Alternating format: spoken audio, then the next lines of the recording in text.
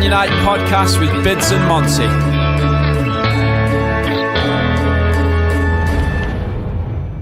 Here we go, another episode. Monty, welcome back, my brother. It was good to be back, man. Oh, wow, what an episode. So glad to be back and to be here. The episode was just a good lesson. A very good lesson. There was advice pumped out. Every angles you can go. Wow. About everything. Today we spoke with Annalie Howling, who is a performance coach. She is absolutely amazing. I have to say, it's probably one of the best episodes so far. No word of a lie. We're not saying the others haven't been great. Yes. But this episode was just like... wow. Yeah. Just a learning, just a massive learning curve. Lessons everywhere. Just boom, boom, boom. Let's go. Wow. Yeah. But before we get into that episode, manmadebeercompany.co.uk, Poddy 10 on discount, and also Champion Mindset clothing. Monty, what you got, bro? Got a giveaway happening tonight. Another one. Another giveaway is happening tonight. Fortunately, probably when you have listened to this or watched this, the giveaway has already been done, but we'll let you know what we're doing with the giveaway. Yes. Giveaway consists of the winner will receive a new product of their choice, an item, and will also be deciding which mental health charity the first 5% of the donations that we've generated in the first month will go to. So follow the page, order some stuff, support what we're trying to do here, because it's just the beginning, and the giveaways are going to consist of many different things. It's not just we're giving away just clothes. No, we'll be giving opportunities for you to speak to coaches, some one-to-one conversations with someone that might help you back yourself mentally, whether it's for you or someone that you know, an opportunity as well for you to meet Bidds as well, things like that. Let's go. Wow, that's what. Let's go. Yeah, baby. Enjoy the episode. Anything you can relate to, please drop in the comments on the YouTube channel or email me, dan@menunited.org. Love you, human beings. Absolutely beautiful human beings indeed. One more thing. Get through this video like I know you guys are. The audio. Please, like, leave your reviews, share, subscribe. Show some love, man. We're here spreading love, positivity, and good vibes. Peace. Enjoy. Yo, Annalie, what's happening? All good, thank you, boys. How are you? I'm good. Good, we're good. We're good. Interesting Sunday morning. Monty's tired, but he's looking fresh, man. Fresh haircut. What's happening? I had to get trim. I was looking quite rough, bro. Looking rough, man. Got the beard trimmed. Got the beard trimmed as well. No. I didn't trim it. I might dye it grey as well. Grey? Yeah. What's that about? Don't know. Cause I'm getting some great hairs, innit? I don't want to get rid of them, so I might just go all grey. Yeah, but I've got a white patch in my beard. I'm not going to dye my beard. Yeah, but white. you've got two nice little colours combinations there. I've got one grey hair, one now, so I might just get it all grey. Just go just for men, mate. get some just for men in there, bro. So Annalie, tell us what is it that you do? So I am, my sort of official job and where I get paid the most is doing performance coaching, and I'm a trauma therapist, but they kind of go hand in hand. So I do a lot of work in elite sport. So I can't really say who, but Premiership football teams. England rugby, I've done work. I've done some work with ex-England cricketers. And then I'm actually just about to hopefully doing some work, can't really say too much, but a female endurance motorsport racing driver. Cool. Yeah, cool, really cool actually. And she's amazing. She's such a cool girl as well, like wildly talented, really exciting. So that's like more endurance athlete rather than say sort of, you know, performing in kind of sprints as well. So that's really exciting. Done a lot of work kind of involved in a charity, particularly interested with talking with you guys today for ex-veterans of all of the armed forces, where we help them transition from the armed forces to civilian life and give sweet coaching and mentoring. And obviously with that comes mental health as well, because I think I'd be really interested to talk to both of you about this, but it's, you know, when you're in point A, you're fine. And when you get to point B, you're fine, but it's the transition in between. So, you know, when you're in the armed forces, just like in any professional sport, and I do a lot of work with people that say it's career-ending injury. And so, you know, you're finished there. And whenever you find whatever your next career is or whatever, you know, when you're embedded in your next phase of life, it's okay, but it's the in between is so destabilizing.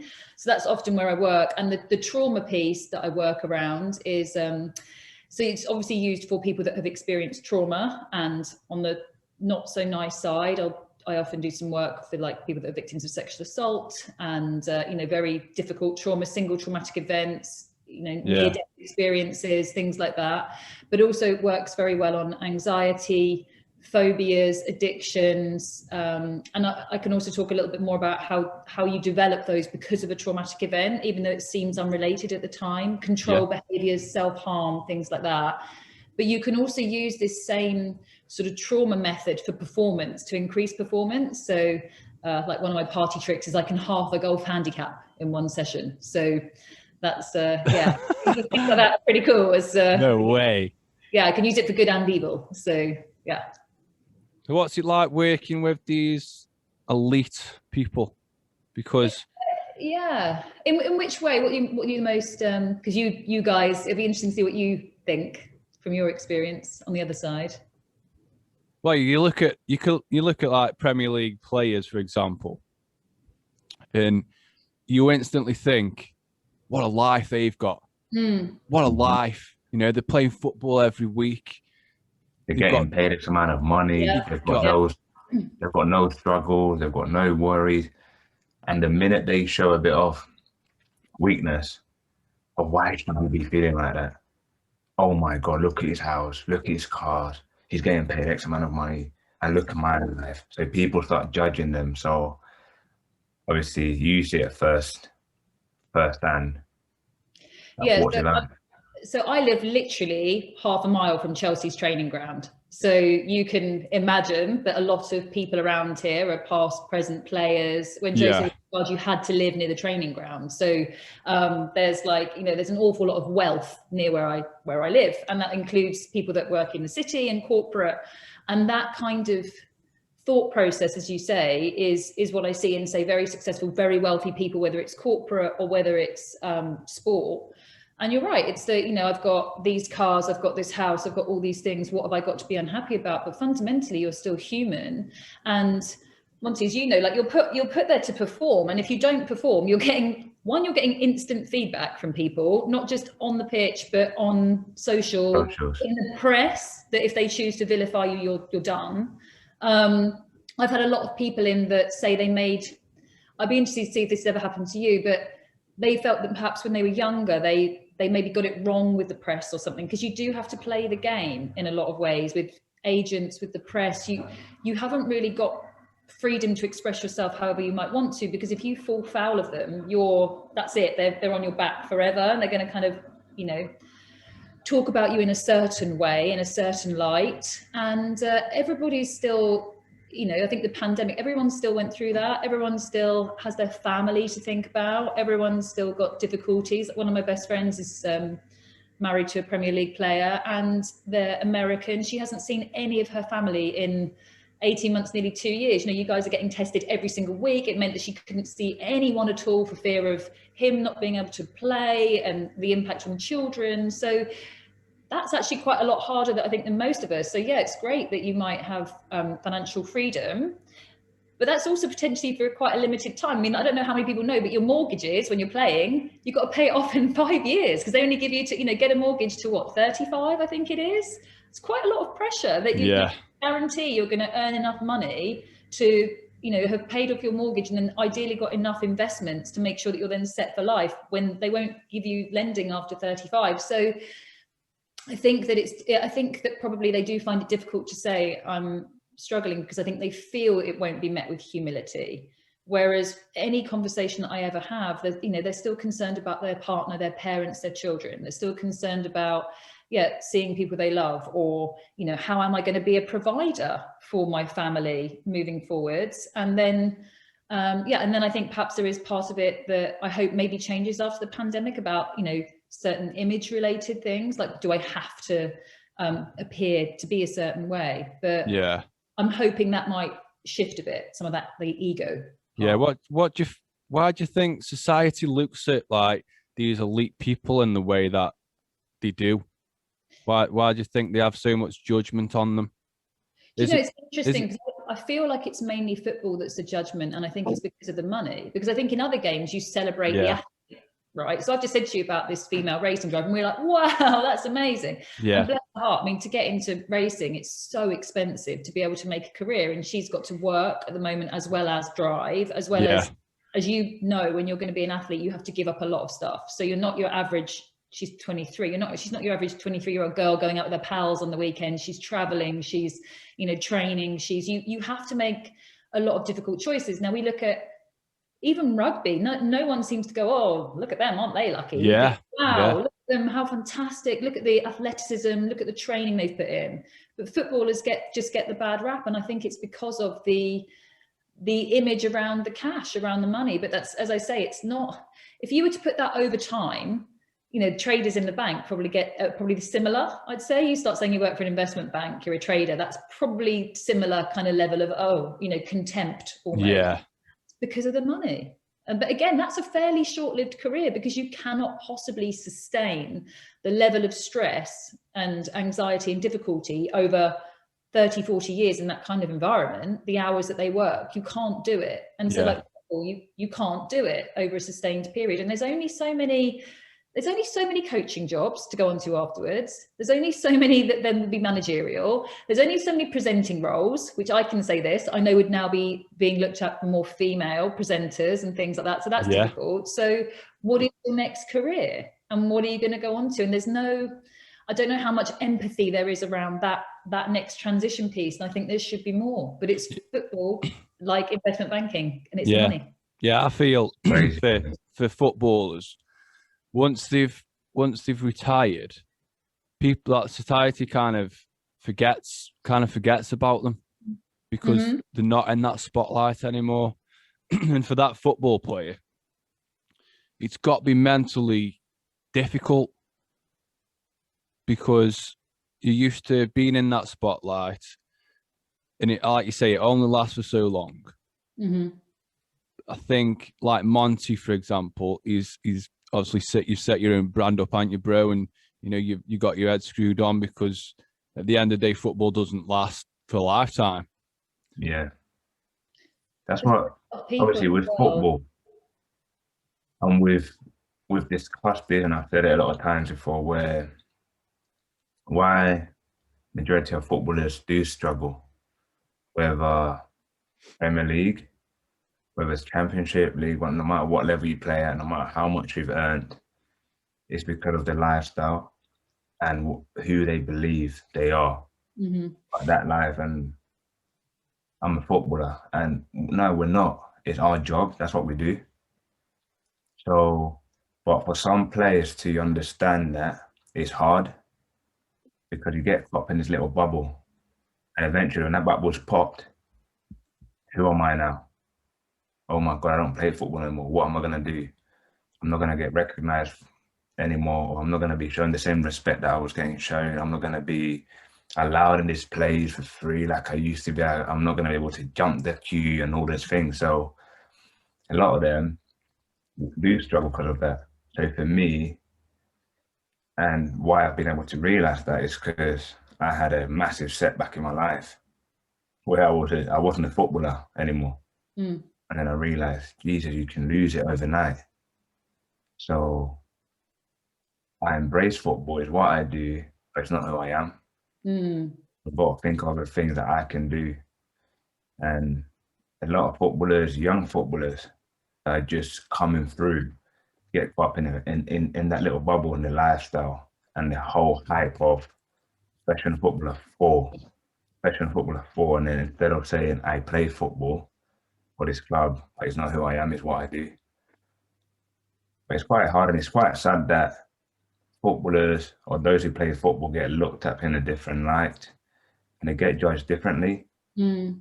I think it's sad. Obviously, for me, I don't really pay attention to that because I've learned. I think you're right. And I wonder if that also prevents people from feeling that they can reach out and say exactly what you've just said. I'm not, I should in a critic bloody, superfood, should, hate that word. But, I should be feeling great. I've got this money and I'm playing for so-and-so and I'm da-da-da. But I wonder if that the fear or the thought that it's not going to be well received. And what have you got to worry about? You're fine. What have you got to worry about? And yeah. I think it stops people from reaching out. And I love what you just said then. Football's what you do, but it's not who you are. And I mean, there are a lot of people out there that are going to take advantage as well. There are loads of people with their hands out, I bet, because you've got loads of money and I haven't. And then it's difficult because say you did work for an investment bank. We all know you make a lot of money, but we don't kind of know how much, and we don't, it's all a bit secret and kind of behind closed doors. So we know you're successful, but we don't know much about it. In football, everything about you is out on the table for everyone to see, right? And so anyone that's ever got anything to do with you is there with their hand out expecting. If you go for dinner, you're picking up the bill, probably when people just sort of start to turn their head and stuff like that. It's like there's this massive expectation. But if you worked out the salary and then you spread it out to you as 65, like retirement age, it's actually probably a lot less than working in the city or something like that. Not always, obviously, but not everyone's messy, are they? So like and an injury can come at any time. And it reminded me what you were saying then, Monty, about the veterans of the armed forces for the charity. So this is a transition piece when you just don't belong. So, when you're training, you've got, you're giving the team like clothes to wear, like the tracksuit suddenly goes back. You haven't got the training schedule, the car goes back. You're not on the team bus. You lose the colleagues that you see every day. You're out of this fixed training schedule. You lack the routine. Basically what you lack is your purpose, but also the belonging to this group. And in the military, I remember one guy telling me this story about, if you go to the pub in uniform, most barmen will never charge you for a drink and you're a hero, right? People will be buying you a drink and, oh my God, thank you so much for what you've done for the country. You get free dental, things like that. And then when you come out and you're, a civvy, you're not a hero to anyone anymore. And not only are you not a hero, they say you don't belong in the forces. Like they would never wear a uniform again because it's like, I'm not in that anymore. Just like you wouldn't wear the tracksuit, the training top if you're not that club anymore, you're not a player anymore. But you also don't belong in sort of civilian city street either. You're in this really awful transition space where you just don't feel like you belong. And I think that's so hard for anyone. So you saying there, you've got to find out who you are and know that all the while. So do you like doing creative things? Are you interested in property? Is it, you've done your brand, thank God, because you're really passionate about something else and you're building it in the background. Purpose is defined as a cause greater than ourselves and genuine connection, if you like, finding your vibe and your tribe. So when you're playing and if you're in a team, if you're in the forces and you're doing that, like, okay, that's my purpose here. But you need to have an eye on, as you say, who I am, my values and what that's going to be afterwards, and start it kind of before. So, and ideally the cause greater than yourself is in some way going to positively impact other people. In some way it's going to be of service, like what you guys are doing here. This is in service of others. So it's bigger than you, right? When you get those messages after this going, thank you so much, I heard this thing and it really helped me. That's probably much more important and more humbling. But I agree with you. I think it's very difficult. I think it's a much bigger conversation. And I think the image of that everyone's got all this money, and people do have access to, suddenly you're being paid this a week.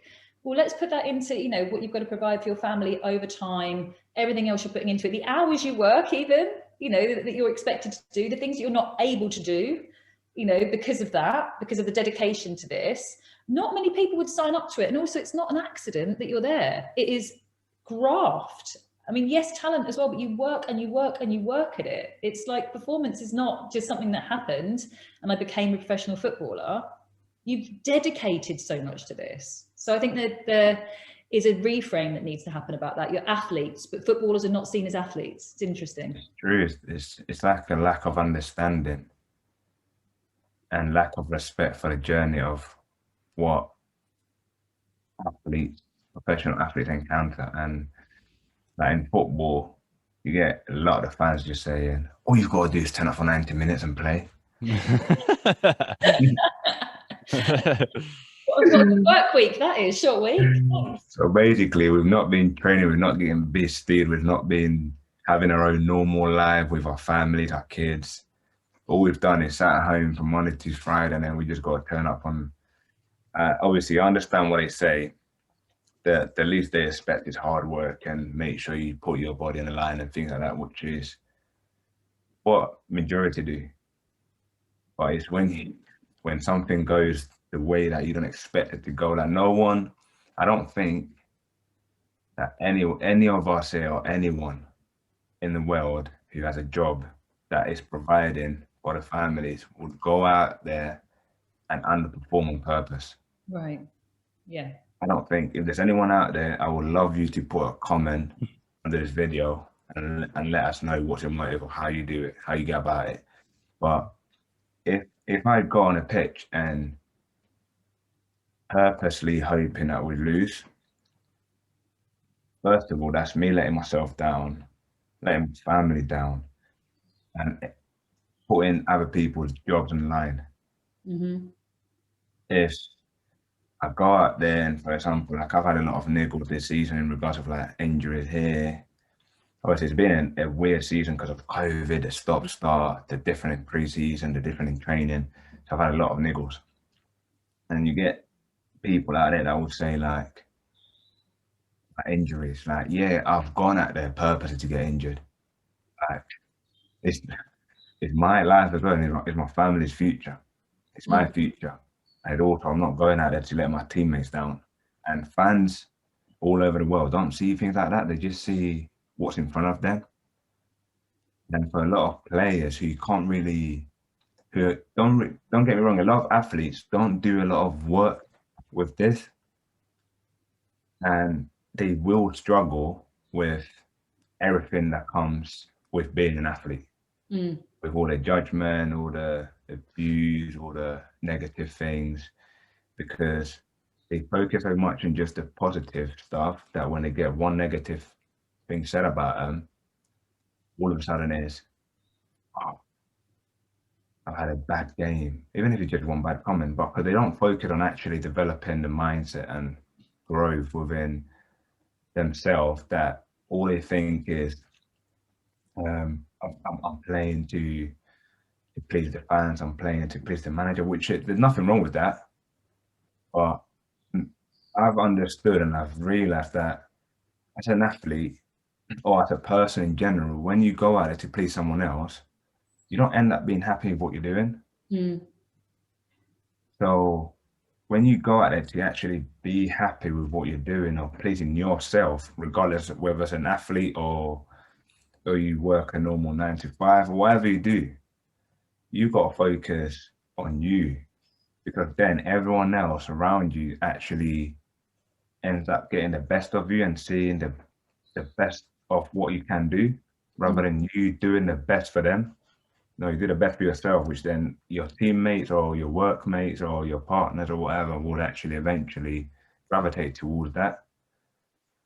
But then again, like I said before, a lot of people struggle due to the fact they focus on others rather than focusing on themselves. I think that, like, you've just summarized something that I try and hammer on to so many people. So you're exactly right. Like none of us can, you know, the whole fill from an empty cup, we can't do it. Whenever you get on an aeroplane, they say to you, in the event of an emergency, oh my God, put the oxygen mask on you first so you can help other people, right? Because then it makes sense. We're like, oh yeah, of course, but we don't do it in real life, you know, because we don't want to be seen to be selfish, right? So if I say to you, oh boys, you know, and this is true, I'm a single parent, don't know you are, you know, and it's like, oh, so I've got to look after me first so my daughter can get the best of me. And you go, yeah, God, and everyone in the world will go, oh, poor thing, yeah, completely get it. You know, yeah, you look after you, say no to things, put your boundaries in place, do yoga, do the things I need to do to be the best version of myself. But Monty, you start saying that, and everyone's like, selfish bastard. What's he got to complain about? You know, it's the same thing. You've got to look after yourself first, or you're going to get injured. If you're out there like helping everyone else and doing stuff, and like you say, not renewing your energy properly, not doing your rehab stuff in between, not, you know, saying no to other people basically to prioritize yourself, because as you say, it's the pyramid. The pyramid goes the wrong way round. You've got to be the best version of yourself to be the best partner, the best parent. But you doing that and me framing it that way, the sympathy votes with me, and it's wrong. It's no different. You know, we've all got to look after ourselves first, however that means, so that I can be the best in my work, the best of my clients, the best parent, the best friend, etc., etc. But yeah, it's how you phrase that is just beautiful. And I wish more people would take that oxygen mask analogy to their daily lives and go, where am I putting this on everyone else? Am I allowed to swear, by the way? I enjoy swearing. Yes, so, yes, please. I'd like to say there's some anecdotal evidence that if you swear, people listen more. So this is grounded in science. Everyone should be a bit more sweary. So yeah, you're going and putting this oxygen mask on every other fucker in your life. And it's like, oh, hang on a minute. What's going to happen? I'm going to run out of air. That's what's going to happen. So we need to turn this pyramid around and start focusing on ourselves first, across all the modalities that are in our life, and then we'll see performance. And if everyone did that, if everyone approached, you know, it's corporate athlete is what we call it. If people approached their lives like you have to, you know, your rehab, your recovery, you've just, yesterday you played, so today you're renewing, right? It's a sort of rest day. You might be doing some mobility stuff, I'm guessing. Yeah, no, I've been into the club this morning. Yeah, so you get some treatment done and looked through the game, maybe had like a bit of a meeting, had done some rehabby stuff to start, but you won't train again properly hardcore until Tuesday, Wednesday. Yeah, well, we've got a game on Tuesday, so no, if you're coming to the end of the season, a lot of things will be happening. So it's just making sure I'm as ready as I can be if I am selected. Right. So, but that's all like my mindset. That even like. So I was going to say that's the mindset that. Like in people's normal lives, say, like if you're for your family, people might be expecting you to sort of push today, but your priority has to be, as you say, making yourself as ready as possible for this week. Mm-hmm. It's crazy how you use that. Not the phrase, the aeroplane mass phrase, because Monty's used that quite a few times, haven't you, bro? Yeah.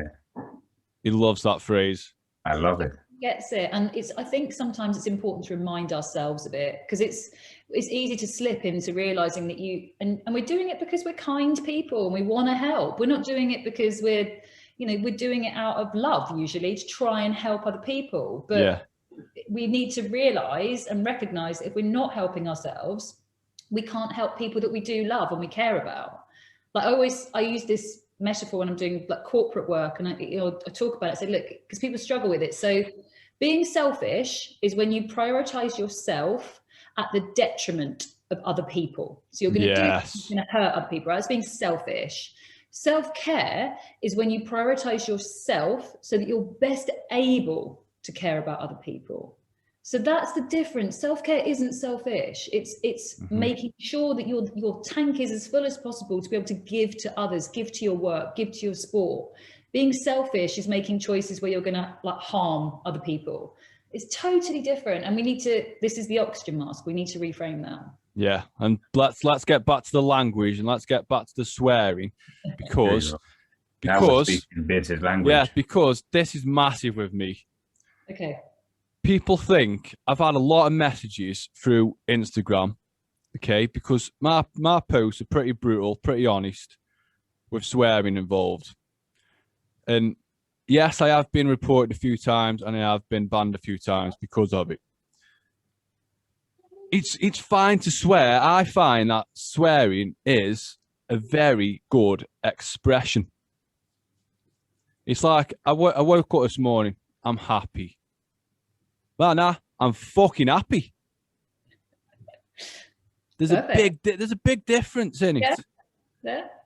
And I've finally found someone that agrees with me. So thank you. I'm quite a sweary Mary, actually, but there is this fantastic book by Paul Dolan, who is a professor, and it's called Happily Ever After. It's a brilliant book in a number of ways. It basically breaks down preconceptions in a number of areas. Like, I am a single parent. I remember when I was looking to leave my marriage and I was worried about the impact on my child. And, you know, of course I am. Yeah.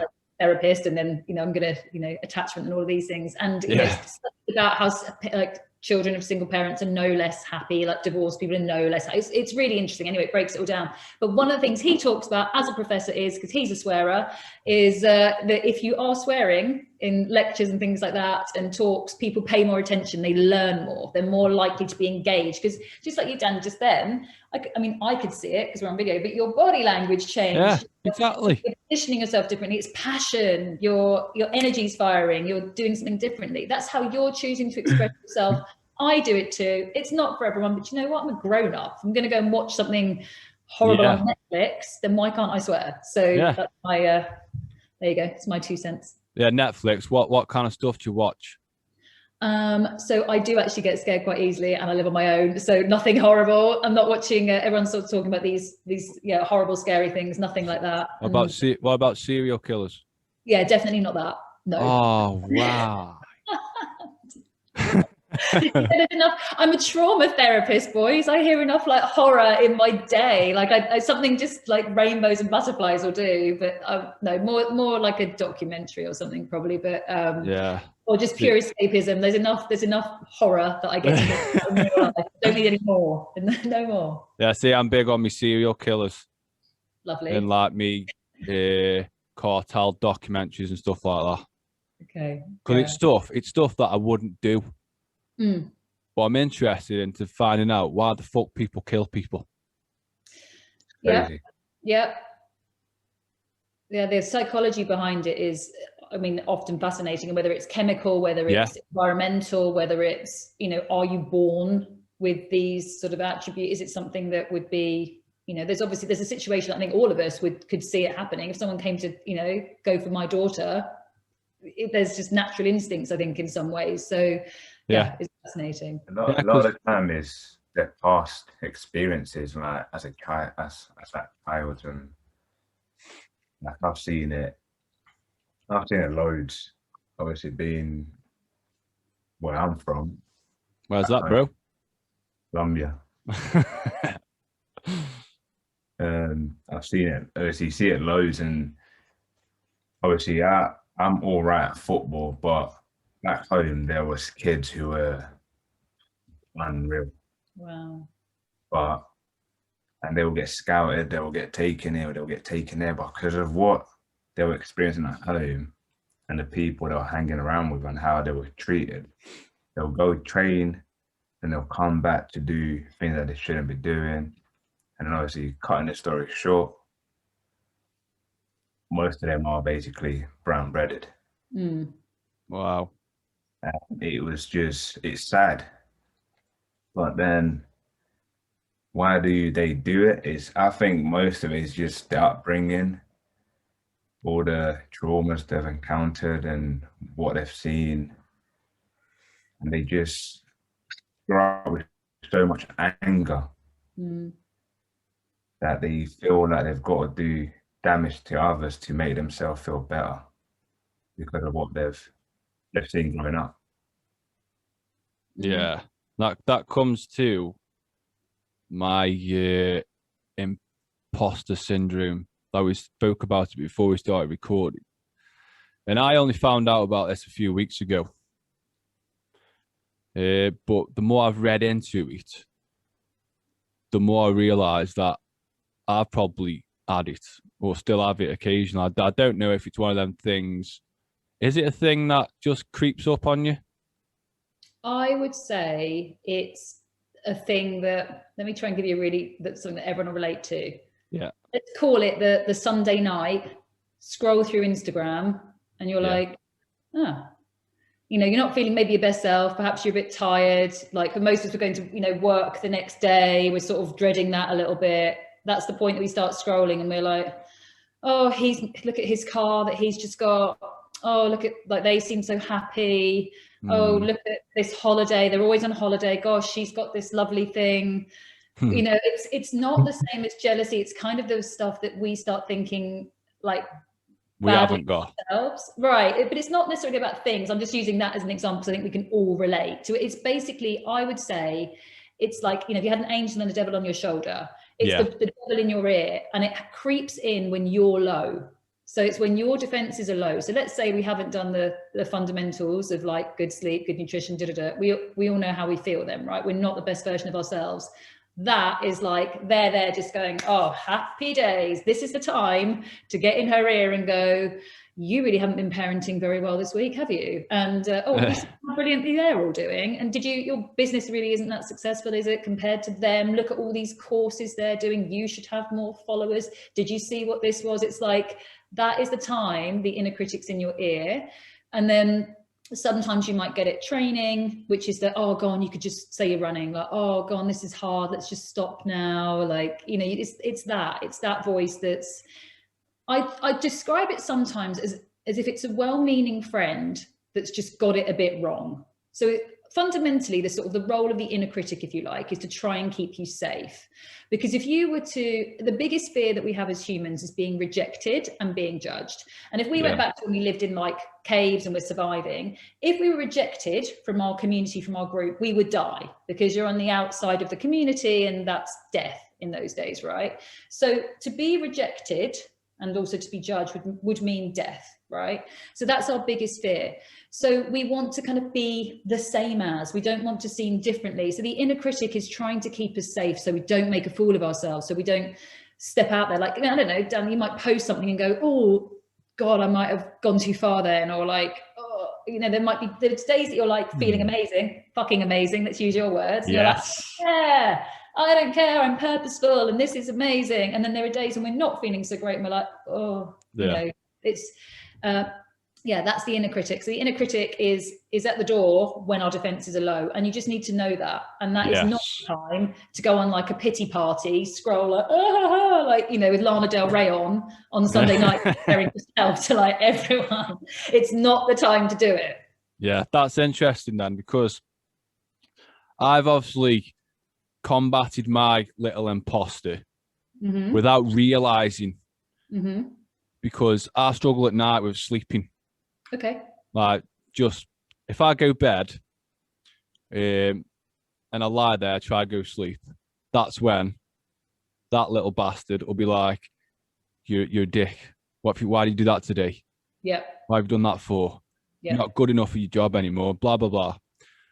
So it's been now, I say, about 2 years where I go bed and I just instantly headphones in with the most randomest podcast ever.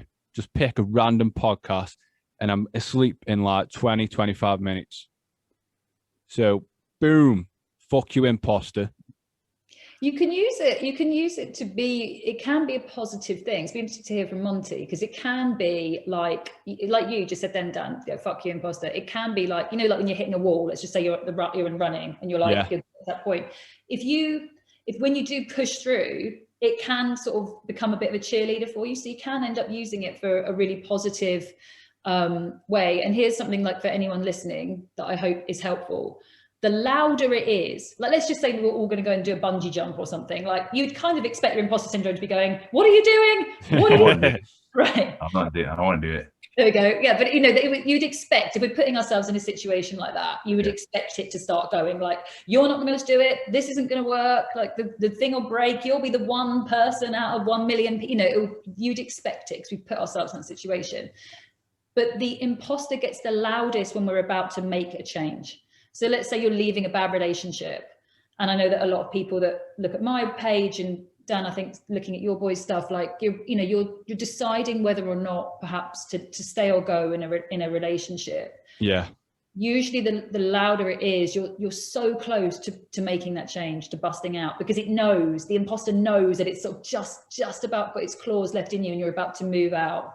But when you do make that big shift, when you do make that big change, you are creating and managing that imposter even more. So just for anyone that is listening and struggling, it can be a really positive sign, because it means you're so close to making this big change. The louder it is, it sort of knows it's its last hurrah. Like it's going to chuck everything at you at that point. You'll never make it. You'll be single forever. You'll be washed up. You'll be living, I don't know, shared at your mum's till you're 60. Like, you know. And just remember in that moment, just be like, fine, let it all out, and take the action anyway. Yeah. Monty, does your little imposter guy come and speak to you while you're playing football? During a match. Yeah. So you might be running with the ball, just about to score a goal, and he pops up on your shoulder and says, "You're going to fucking miss this, mate. You're going to fucking miss this." Does he pop up? No, you know what? I think it used to a lot. Yeah. But then now, I challenge it. So like, I sort of like now know when that sort of voice is coming in. So before a game, obviously, everything I say, it just relates to everyone's jobs or lives. So, but I will use this example in football. Once again, mistakes, a bad pass, and all that. Sometimes we fear making that bad pass. We fear having that bad touch, that bad cross, and because what are they gonna say? What are they gonna think? Mm-hmm. And for me, when I'm getting that thing before every game, I sit down in my own corner in peace, while the music is going on. But I go into like my inner self, mm-hmm. and I'm like, okay.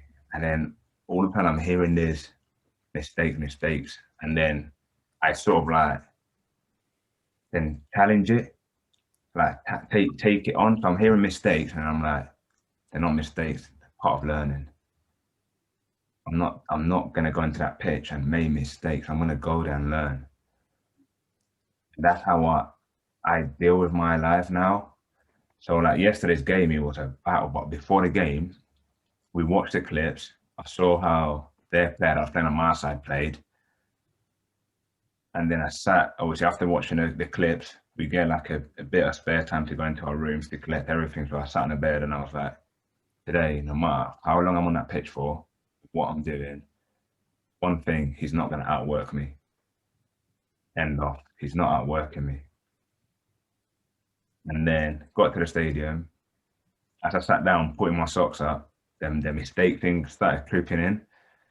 And I was like, it's not a mistake. It's part of learning. I'm not out there to make mistakes. I'm there to learn. If I give the ball away, if I make a bad pass, I'm not doing it on purpose. But what I can do is learn from it. And let's fucking go, man. I'm there. And one more thing, he's not outworking me. And then he didn't. Obviously, I still had to cover half time because I got a knock. Oh. But he didn't outwork me. And I didn't let the bad passes that were going wrong affect me. It sort of like gives me more ammunition, and like, I want it again. But before, he used to get the better of me. If I made a bad pass, I used to go hiding. Mm-hmm. Maybe I don't want the ball now. What are they thinking? What are my teammates thinking? I think it's so powerful what you're saying, because one of the ways to deal with it, if people are listening, is you can thank it. And that's kind of what you're saying, Monty, is you can be like, look, I get it. Thank you. But this, like you say, there were not mistakes. I know it's like, I know you're doing this to try and keep me safe. Thank you. But I'm good. Like I get it. I know that you're saying this because you don't want us to fail. I know you're saying it because you want us to be successful. I know you're telling me these things because you don't want me to feel like I did when I passed it that way in that game or whatever, probably 15 years ago. But anyway, like this showreel of things it's giving to you in that moment. But you can just say to it in that moment, like, I'm leaving a relationship, I'm going out on the pitch, I'm doing whatever, I'm going to do a presentation. I know you're saying these things because you don't want me to fail. but I'm good. That And is like you true. remind yourself of like, do you remember when we did that thing? Do you remember when we did that? Do you remember when we did that? I'm good. I've got this. I've got this. And like you, he will not outwork me. Yeah. We're good. Like, I need you with me, not against me. Thank you. Thank you. I know you're doing this to try and keep me safe, but I'm good. Yeah. You're in that. You're in flow state again. I'll say when did he get the best? To be fair, one time they got the best out of me, and it was last Saturday. But it was because I've had a tough week leading up to the game on like last Saturday. But I'm there again, battling against it. I'm like, yeah, I'm feeling like this, but no, I want to try and play. I can play, blah, blah, blah. I can play. I can get through this. Come on. I'm leaving it closer to the game, leaving it closer. To try and see if I felt better. I'm sort of like battling against this feeling, and my body, my mind was telling me, you are not playing. And then that little bit was saying that you can. I was just fighting against a bigger force. I was just not well. And then it got to the point where I had to make a decision for the best of myself and the team. And then it was basically, I'm not in a state of mind, and my body is feeling like this, and I'm feeling this. I can't play. And then after that, I felt horrendous. I texted my missus, and I said, I'm so sorry for letting you down. I'm embarrassed. This was only last Saturday. And it was just, I was trying so hard to actually make it to the game. But I went right. And then as soon as the decision was made, I wasn't playing on Saturday. I got on my phone and I was like, my missus, obviously she had no idea. I just texted her, I was like, look, I'm sorry for letting you down, for letting my family down. I'm shit. And then I sat down there literally in the change room on my own. And I, what the fuck, man? For fuck's sake, I'm shit. And then in the end, her reply sort of like I made my head go back up, and I realized like I did want to play, but I just couldn't. So what is there for me to feel shit about? I would have felt worse if I went out there and played for my own selfish reasons that, yeah, he's starting again, rather than he'd done it for the team. So I was doing it for the team. But if I would have been out there, they would have been playing with less man. Man less, basically. A lot of people don't really understand these sort of things. See, that's so, what you've just said is beautiful. I mean, thank you so much for sharing that so vulnerably as well, because I think so many people listening will really relate to that, because you feel, let's just say in any job or something, like you feel like you should be there and must be there, or maybe they'll get promoted, or like you, I'm sure you're thinking, God, well, if I don't start, is someone else gonna, you know, kind of slot into that position more? Is it, how might this lead on and affect me? But almost like us talking about that kind of Sunday night scrolling, you said you'd had a bad week, like it hadn't been good. So your defenses were getting knocked until you got to Saturday, and you're low, right? Your defenses are down. So yeah, that inner critic's probably there just smashing you in the face at that point, because you had nothing in the tank. But as you say, when you've made the decision and it's done, and your lovely other half obviously, you know, witnessed you and just supported you and championed you in that space. But just again, you made a decision that was not ego-based. You did the right thing for the fans, for your teammates, for the management, for everybody.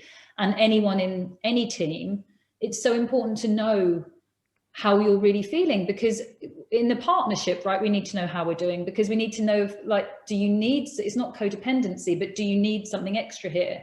Because I can step in today, or what can we just not do? Here we go, Danny, what can we just fuck off, right? Because like, you're feeling shit. Do you really want to go and see my mum today? Probably not. Like, that might not be the thing that you need. Tell you what, you're having one. You have some time at home. Let me take the kids out. We'll do this and that. You do whatever you need to do. Just, you know, put some tunes on, do whatever it is you need to do to get yourself, you know, put your oxygen mask back on. But I'm in this with you. I'm going to support you. And that's what you did for your team. You did something really brave and really vulnerable and really honest, but you did the right thing for your whole team and in turn your family. And you know this as an athlete, had you have gone out, every chance you would have picked up an injury that game as well, quite a bad one, because you weren't in that, you know, you weren't at your 100%. So, and anything mental will manifest physically. So you're a professional athlete, but for people that are perhaps not professional, they're like, I don't understand, but I've been out, you know, I always do this run. I've just gone over on my ankle again. Or why is it that my neck and my shoulder's bad? And it's because you've got all of this trauma and this stress in your system that you're not discharging or looking at, and you're, you know, using external validation, even though they're perhaps healthy solutions, i.e. exercise, and your body's going to stop you. Your body will physically stop you if you don't listen to your mind. And I think we all have something whereby, you know, maybe it's a stomach bug or it's a physical injury. Your body will stop you if you don't listen long enough. In the corporate world, maybe we call it burnout, you know, and it can lead you into sort of anxiety and depression and apathy in different states. But your body will step in and go, we've been trying to tell you, been trying to make you listen, and you will pick something up. It happens all the time. Yeah, say when I saw the starting lineup last week, Monty. Yeah. And then I looked at the subs, I was like, something's wrong. Something's wrong here. So that's why I messaged you. I was like, what the fuck's happening? And then obviously you messaged me back, we had a chat, but I knew something was wrong instantly. So I knew you were like fit and healthy. I knew you weren't injured. So when I checked the lineup and then the subs bench, so that's when I thought something's not right here. Something's not right. But like you say with the burnout, I used to ignore all my signs of burnout. And like, I don't know, there could be headaches or, I don't know, little, just cramp, like waking up with cramps, stuff like that. And I ignored them to the point where I ended up attempting my own life. Wow. That's how far burnout can take you. And I think people don't realize that. I think I put a post up yesterday about burnout, and I got a few messages, and people were messaging me saying like, thanks for this. And they're not realizing how much it actually affects you, because it's really easy to ignore them signs. We think, oh, that's saying as well, oh, no, I've got it, I've got this. Or someone saying to you, you've got this. No, you fucking haven't got it, because you'll lose the race. You always lose that race. So I think... It's a constant battle, ain't it? Yeah. Yeah. It's like that mental race with burnout, you will lose it. And the signs that your body sends you, like you've just said, it catches up with you. Have you guys heard the story? It's a bit gross, but the boiling frog. Have you heard that? Oh no, let's go. Well, it's a great chimpanzee. Yeah, the chimpanzees. Yeah, boiling frog now. We're gonna have a frog. Okay, so it's like it was an experiment, 1800s. Louis Pasteur. It's a bit grim, not very animal rights, but anyway. And they get this big pot of boiling water and they chuck a frog in it. What do you think happens? Inflate. Frog jumps out. Frog's like, fuck this is horrendous. Boiling water, like, I'm off. Anyway, so they let the water cool down and they put the frog back in. Frog loves it. Frogs love water. It's having like a little swim. It's doing its backstrokes, having a great time. Anyway, then they start turning the water up 1 degree at a time until it gets to boiling point. Froggy keeps swimming. Froggy ultimately still dies. But the point is, just like burnout, just like us with work, we adapt. We're missing those signs. That water was getting hotter and hotter, but he kept swimming because we can adapt.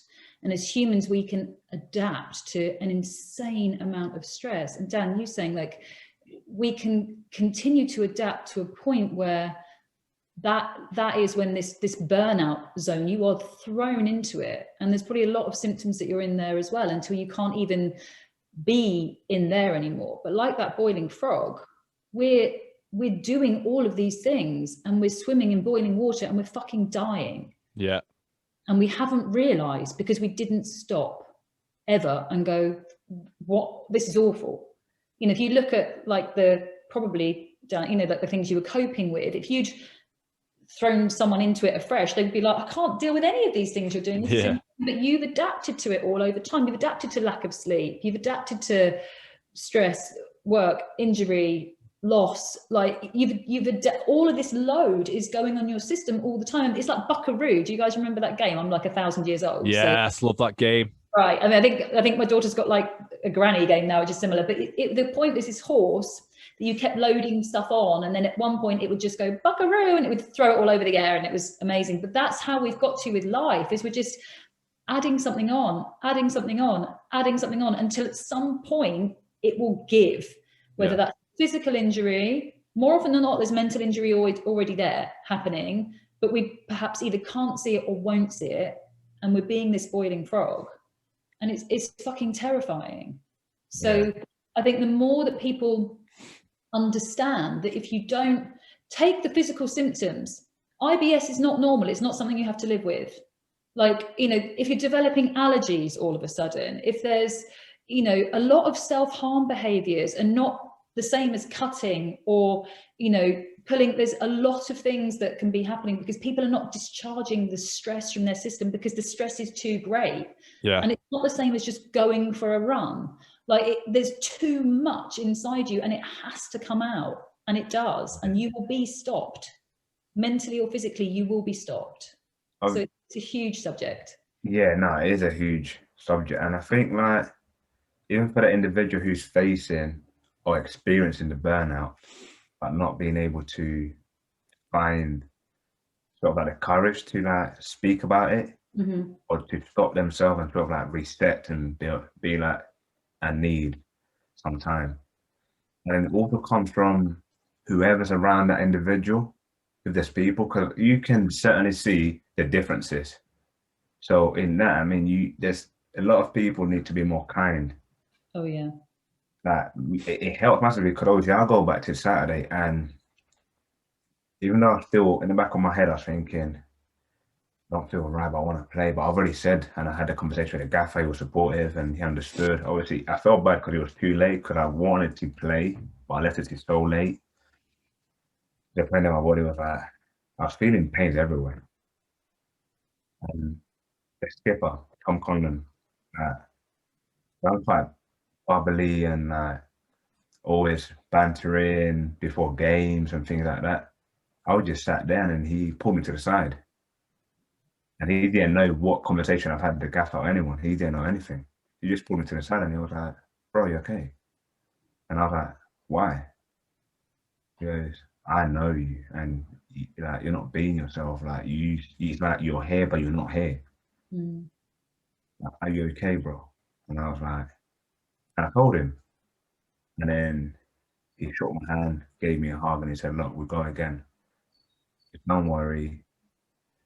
It's like, obviously make sure you feel right, do what you gotta do. If it's stress, like just do anything you need to do, but don't worry about today. The decision's already been made. Don't dwell on it. And we go again next week. Look at yourself. You know what you're like. We know you want to play, but it is what it is. Keep your head up and we go again. And even little things like that, it's sort of like someone noticing that there's something there and showing kindness. But a lot of the times we see the signs, but we show no kindness. We just see the signs and then, oh my God, there's an opportunity to batter him even more. You banter him, to have a joke, to make him feel low. But no, it's like, that's when you've got to pick people up.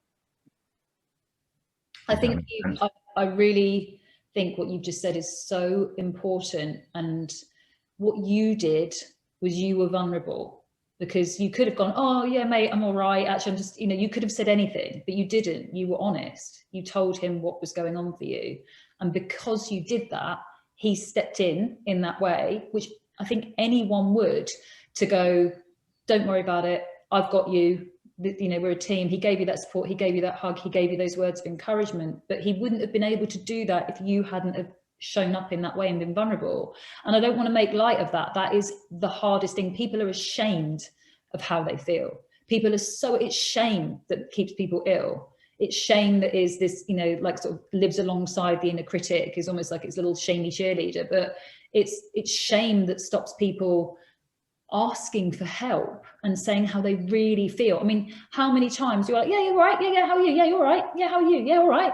where are we? We're at like, I don't know, 2% into how we actually feel. Like we're nowhere close. So you're an athlete in a team, but any team, we need to know how we feel, because otherwise, how do we know who's where and how we're going to get the best performance, whether we're working in a bank, you know, if we're an athlete, if we're parents, you need to know where you're at so that we can lean in or out, or, you know, get external support or whatever it is we need. But it's brave to be vulnerable. It's fucking brave to be vulnerable. And I don't want to step over that. I really want to hold it, because I think people listening to this struggle with that more than anything.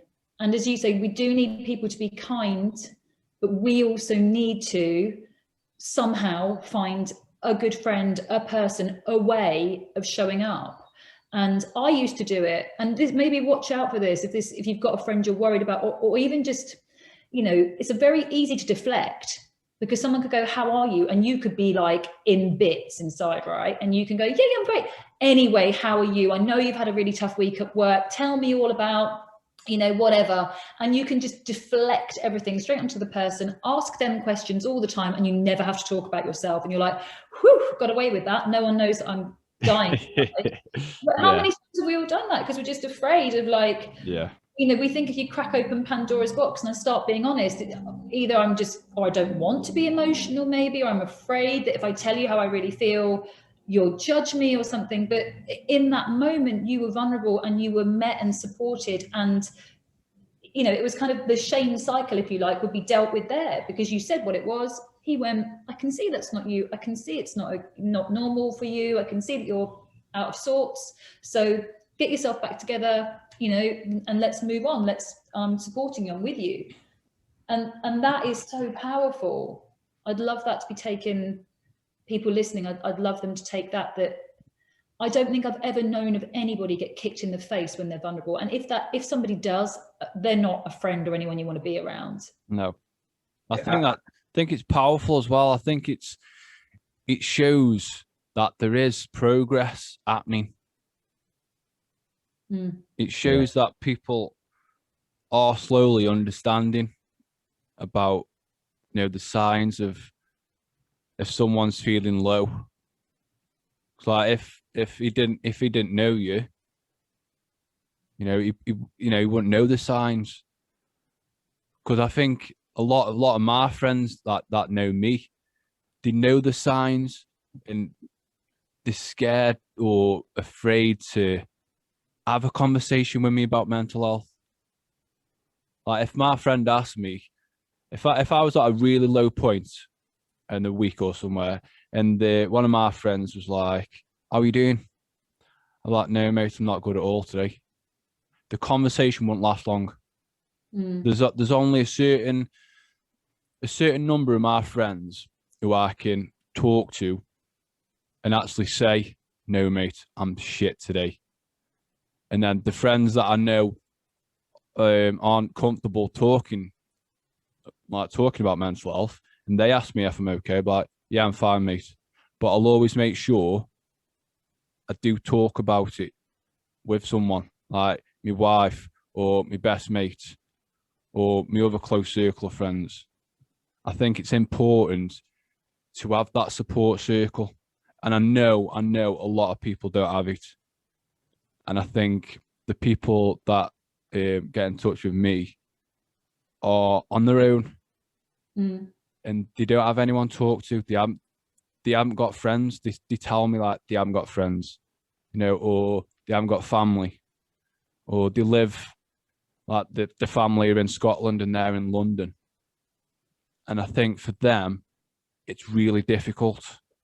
But then there's obviously charities like Men Unite. There's so many different support groups out there for people to reach out to. Yeah, I think if I could also offer something here, and this is more experience, kind of therapy as well as just life.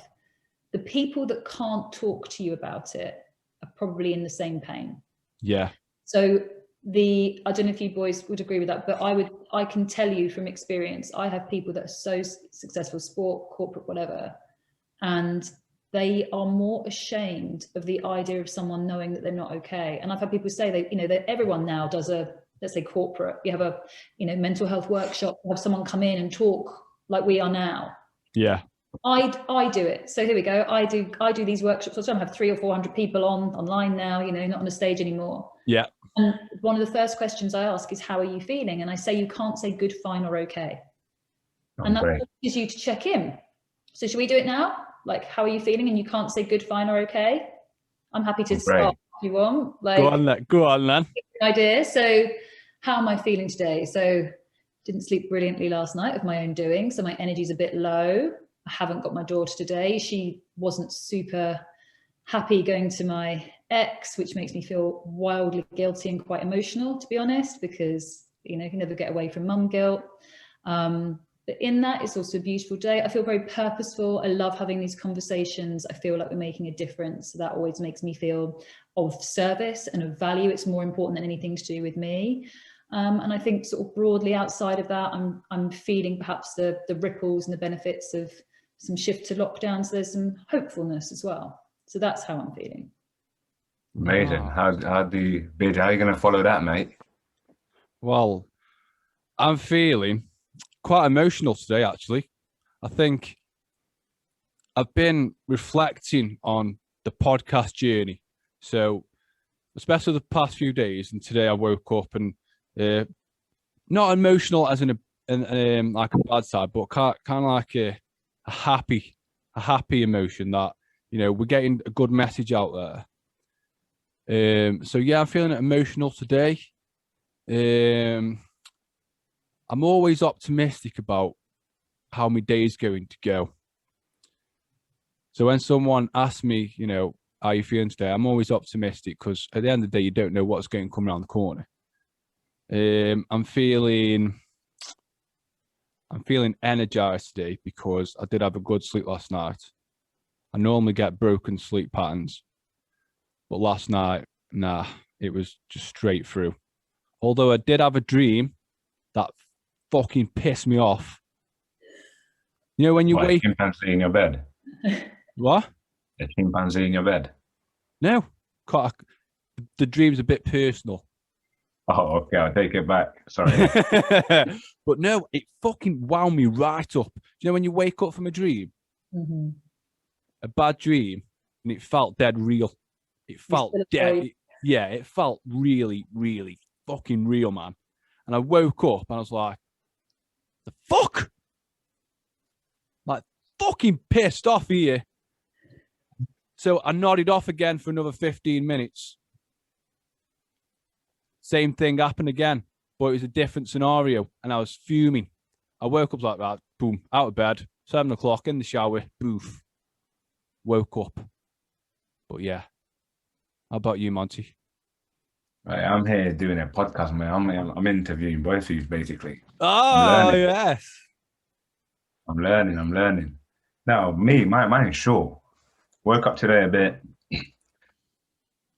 down, due to the fact that last week I couldn't play because of how I was feeling physically, mentally. And then I felt great leading up to the game yesterday, and felt strong, felt sharp, was ready. Like I said before, I went in there saying to myself, they're not gonna work me whoever I'm playing against. And to get a knock in a game and having to come off at half time, I was thinking like, sort of like, why me type of thing. Yeah. But then I got in the shower. I said, it is what it is. I'm not out there, or this is not happening. Like me getting punished, this is helping me grow. It's part of the journey. If I sit here and dwell on what's happening and the sort of little setbacks that I'm having, I won't have a good day. And I've got treatment. Let's go in, see how it is, got a podcast, and hopefully do something with the family. But these little nibbles and little setbacks I'm having are just part of the growth. I can't dwell on them, and I can't sort of like let it ruin what's happening now, because that's gone. Yes, happened mate. already. So it's not like I can rewind time and be like, okay, don't go for this tackle because that's not going to happen. So it's gone. Don't think too far ahead and just enjoy the now. Love that, mate.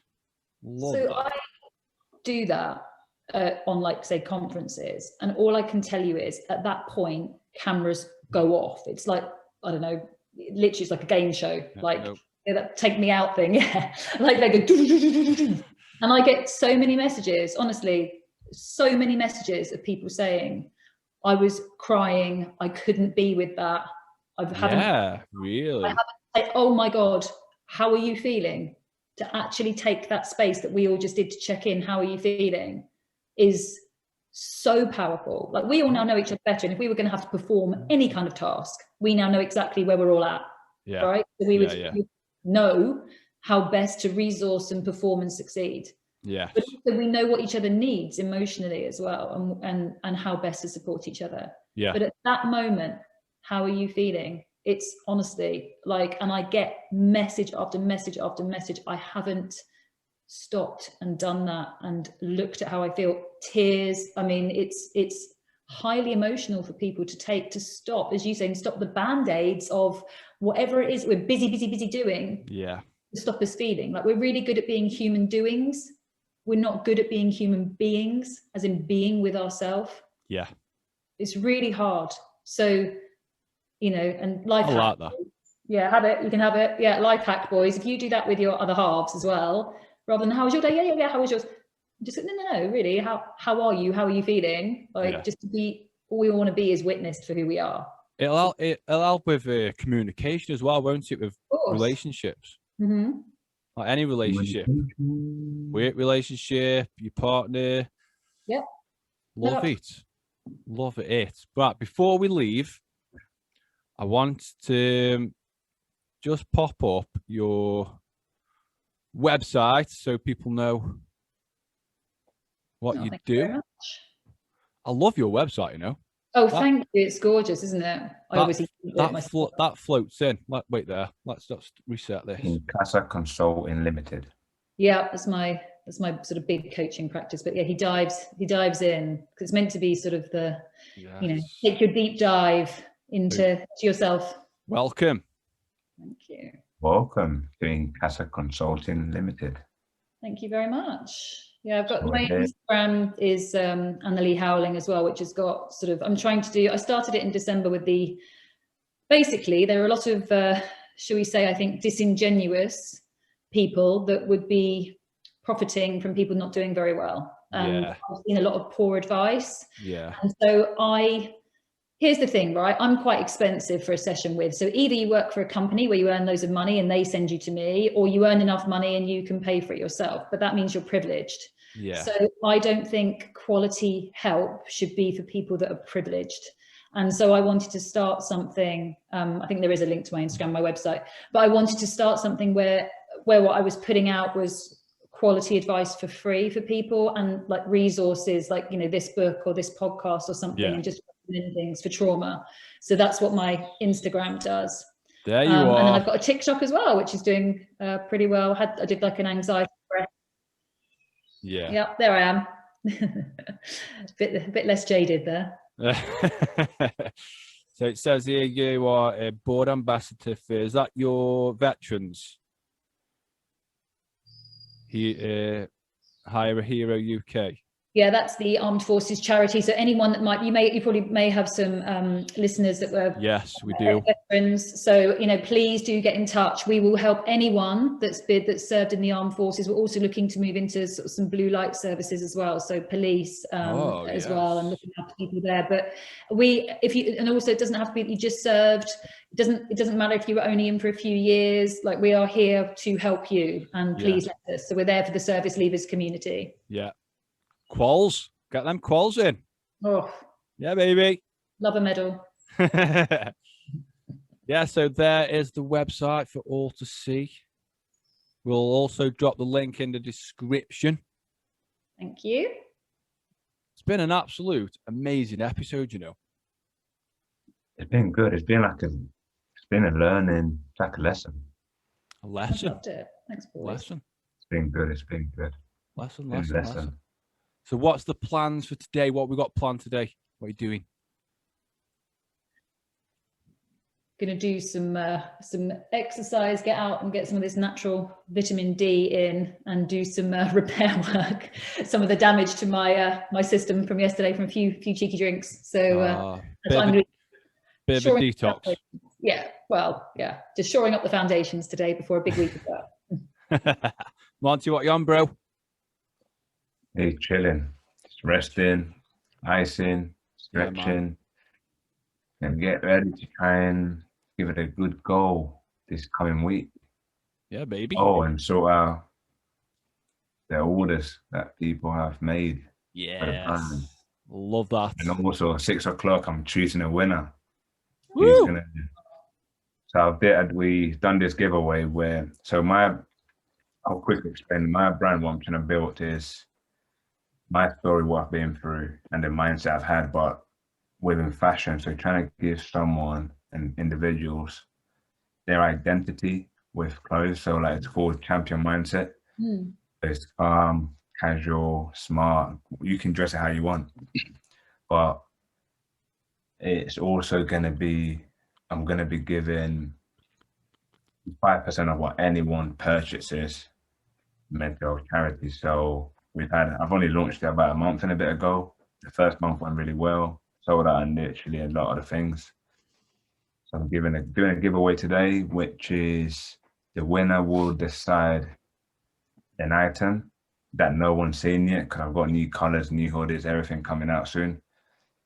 And also we'll be deciding which mental health charity the 5% of the first donation is going to go to. Oh, lovely. Love it. So yeah, that's what I'll be doing later on. I'm building a shed. Yeah, what are you doing? Are you building this? Building a shed, bro. One of my mates wants some help, so he asked me. Do you not fancy someone else as well to help me? I would have come around, mate. I've got many talents here, bro. Many You're talents in offer. You are a man of all trades. Yeah, I've sent you some pictures of me working. You're like, what the fuck's that? What? All them cables? Yeah. Yeah, he sent me this picture, right? There was millions of cables, and I'm thinking, what are you doing there? Oh, I'm fixing this. I'm thinking, fixing what? I see so many things. Oh, amazing. Yeah, so today I get smash some wood, and I think after my dream last night, I'm going to use a big motherfucking hammer. Discharge that stress. It's good for you. It's going to happen. It's going to go off. The wood's having it. The wood's getting it. Yeah. But honestly, I want to thank you for your time today. It's been ace, man. Enjoyed it. My pleasure. Loved it. Good. Thank you so much. So thank you for listening and viewing. Oh, it's been another good one. Take care of yourselves. Love to all. Stand by.